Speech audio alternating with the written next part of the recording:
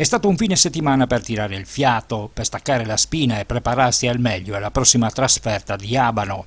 La SMAC Caorle è tornata ad allenarsi dopo il turno di riposo imposto dal calendario, dopo essere rimasta a guardare una 13ª giornata di una C-Gold che resta molto equilibrata, che dopo la sconfitta casalinga di Murano per opera di Bassano offre una classifica ancora più compattata verso l'alto.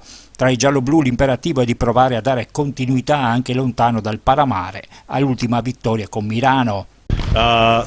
Certamente siamo preparati per la prossima partita, siamo forse un pochino più freschi avendo riposato, ma tutto quanto sta a far bene l'allenamento, perché sappiamo che tutte le partite in trasferta sono difficili, quindi ci prepariamo bene in allenamento per la partita importante di questo weekend. Ti sei mai chiesto per quale motivo c'è questa differenza tra rendimento interno ed esterno? I think that any team is very comfortable at home. You have your own rims, your own fans. You're comfortable, and I think that at times Giocare in casa è sempre un vantaggio per tutte le squadre.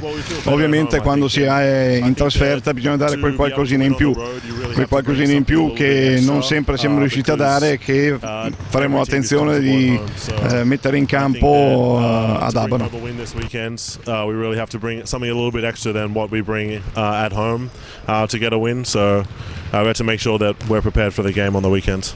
Come giudichi fino a questo momento il vostro cammino in campionato?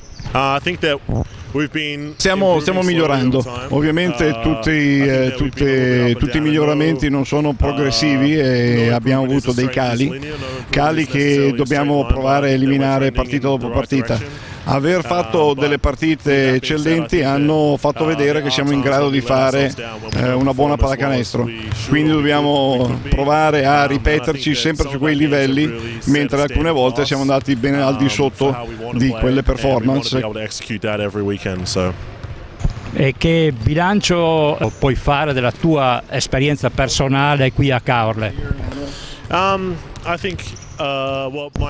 Sono molto contento di essere qui, di essere a Caorle, di essere in Italia, che è un paese meraviglioso.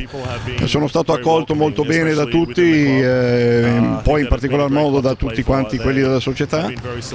Per quanto mi riguarda, da un punto di vista della performance, certamente, come ho già detto, all'insieme con la squadra possiamo migliorare. Io conto sempre di migliorare, guardo le mie partite in maniera molto critica, così che possa lavorare in una maniera costruttiva nella settimana seguente e dare qualcosa di più alla squadra per riuscire a portare a casa una partita in più.